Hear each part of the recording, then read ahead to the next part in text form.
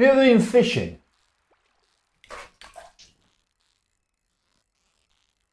It's really hard.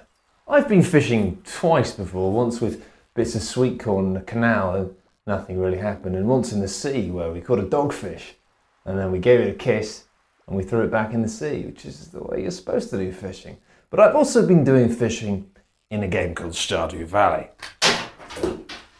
And it's good! That's right, Matt, it is good. It's good for a number of reasons. Mainly because you can do whatever you want. Do you want to go and hit rocks with a hammer? Do it. Do you want to go and kill monsters in a cave and collect things and do it? Or do you just want to grow turnips for a bit? Sure. Fishing. I love fishing. We'll come back to that. Fine. Chickens. You click on them and hearts appear. Excellent. And as with any good, oh look at this, it's sort of a Harvest Moon thing, you can get married as well, you can woo people, you can befriend the villagers, you can promise to deliver a fish to somebody and then stand outside of their house for the whole day because you don't know where they are. And they will come home. They'll be home at some point. They've got to come home at some point. I've got this fish.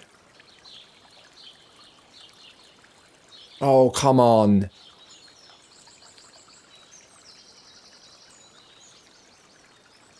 There's your fish. But thankfully there's so much other stuff to do, whether it's chickens or whatever. You can just ignore all of that stuff. You don't have to get a wife. You don't have to make friends. You can just be a studious, money-making, farming machine. And it also wonderfully captures something that the Harvest Moon games has sort of forgotten about for a long time, of mystery. What's going on? Why are there weird noises sometimes? It sounds like a dying whale. What's going on with the community centre? It appears to be full of sentient apples. There's a wizard and there's a corporation trying to take over the town. But it's the oddness that keeps you coming back for season after season. What's going to happen in autumn? What's going to happen next year?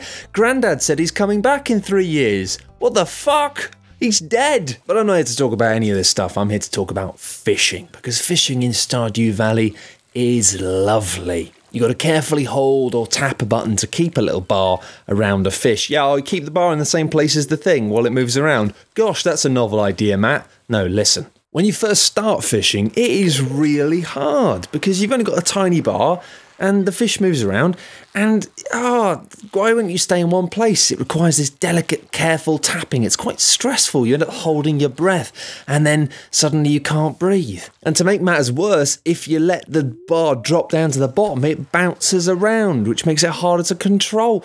It's genuinely quite stressful. But then, as is the tradition with video games, you do it more, you level up, suddenly your bar gets bigger, suddenly it's easier, until eventually fishing is just totally chilled.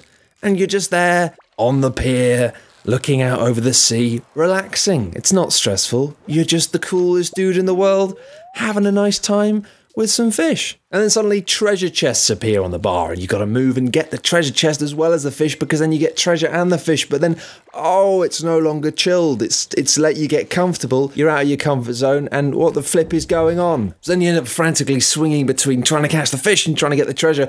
And then you grab the treasure and you go, yes, I've got the treasure. But then, oh, you didn't get the fish. So, boom, there goes your treasure back in the drink. But then you keep fishing and you keep doing it and you get better rods and better stuff. And then, hey, you're back in video game land, and it's chilled. It's relaxing. And you're a cool fishing dude. But you know what? I just love it. You can go and fish in lakes and rivers or wherever you like in Stardew Valley, but I like to go and fish in the sea and just look at all of the simple blue pixely waves and listen quietly to the kind of casual sound of the waves just coming back and forth.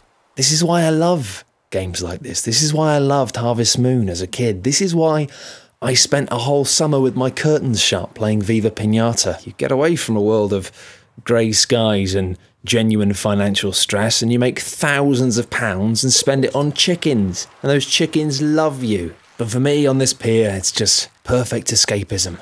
The water is so blue. And you just think, wouldn't it be amazing, eh? Wouldn't it be amazing just to be there, catching fish in the sea?